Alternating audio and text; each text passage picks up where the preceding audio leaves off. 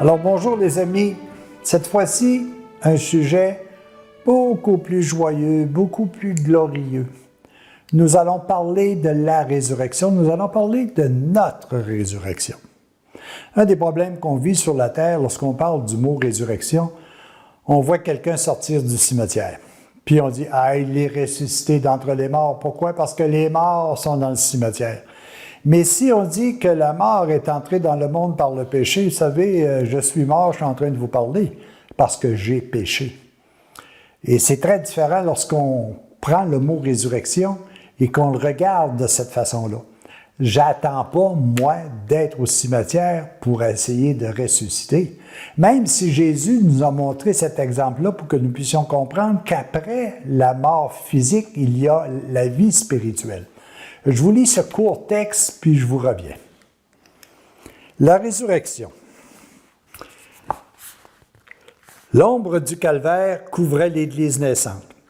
Les apôtres qui, sauf Jean, s'étaient enfuis au jardin des Oliviers, s'étaient de nouveau réunis au Cénacle. Par peur des Juifs, ils avaient soigneusement verrouillé les portes. Le royaume qu'ils avaient espéré avait avorté dans l'œuf. Tout s'était terminé dans la catastrophe et la défaite la plus humiliante. Chacun pouvait dire, comme les disciples d'Emmaüs, Jésus s'était montré un prophète puissant en œuvre et en parole. Nous espérions, nous, que c'était lui qui allait délivrer Israël. Il y avait bien quelques femmes qui sont allées au tombeau. Elles n'ont pu trouver son corps et elles ont raconté avoir vu des anges qui le disaient vivant. Mais lui, elles ne l'ont pas vu, nous raconte Luc. Chose curieuse, ce matin-là, Marie, qui avait été présente jusqu'à la fin au calvaire, n'était pas là au tombeau avec les saintes femmes. Elle n'y était pas justement parce qu'elle avait cru en la parole de Jésus, le troisième jour, il ressuscitera. Prévenus par les femmes, Pierre et Jean coururent au tombeau pour vérifier les dires des femmes. Ils n'avaient pas cru en la résurrection annoncée. Marie avait cru en la résurrection de son fils. Elle n'était pas là au tombeau. On embaume les morts et non les vivants. Elle savait que son fils n'était plus parmi les morts. L'Évangile ne le dit pas, mais il est bien sûr que Marie fut la première à revoir Jésus ressuscité. Avec lui, elle avait gravi la douloureuse montée du calvaire. Il était juste qu'elle participe au triomphe de sa résurrection. De plus, la foi de Marie lui permettait d'entrevoir le jour heureux de sa propre glorification. C'est la volonté de celui qui m'a envoyé que je ne perde rien de tout ce qui m'a été donné, mais que je le ressuscite au dernier jour, nous raconte Jean. La parole était dite pour tous les croyants. Marie, la mère de tous les enfants de Dieu, savait que ses enfants entreraient un jour dans la gloire avec elle, après être passés par la mort et la résurrection glorieuse. Ah, n'est-ce pas que c'est formidable de voir ça? Mais j'aimerais apporter des précisions. Vous savez, si la mort est entrée dans le monde par le péché et que je réussis jour le jour, acte par acte, de me libérer du péché, qu'est-ce qui arrive? Moi, je trouve que je suis en train de ressusciter partiellement.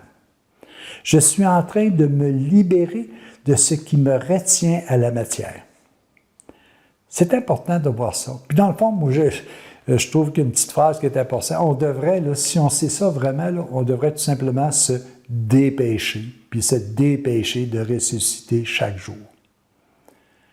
Vous savez, dans le « Je crois en Dieu », il y a un souhait qui est fait à la fin qui dit de la résurrection de la chair. C'est un peu comme si je disais, un jour, je ressusciterai de mon école primaire. Je ne serai plus obligé de suivre les études de l'école primaire parce que je serai libéré de mon primaire. Et quand on parle, je serai libéré de la chair, je ressusciterai de la chair. C'est-à-dire que je ne m'en irai pas ailleurs avec la chair. Je vais tout simplement avoir appris ce que la chair devait m'apprendre à vaincre pour pouvoir cheminer vers Dieu. Alors, vous savez, la résurrection, c'est pas... Attendez pas la mort pour ressusciter. Ressuscitez tous les jours en vous libérant de ce qui n'est pas de Dieu. Et si vous vous libérez de ce qui n'est pas de Dieu, vous ressusciterez tout simplement à la vie divine qui est à l'intérieur de vous. La résurrection, c'est quelque chose au quotidien, à la minute près. Soyez donc, et mettez toutes vos énergies à ressusciter à chaque instant pour qu'un jour vous puissiez dire « Hey, j'ai pas peur du tout de faire ce fameux passage, car déjà je suis dans le passage depuis des années et des années. » Merci Seigneur de nous faire comprendre que nous passerons tous, à chaque instant de notre vie, si nous le voulons, les étapes de la résurrection qui nous mènera à la résurrection finale, de ne plus avoir besoin de la chair pour pouvoir comprendre la présence du divin en nous. Chers amis, bonne résurrection.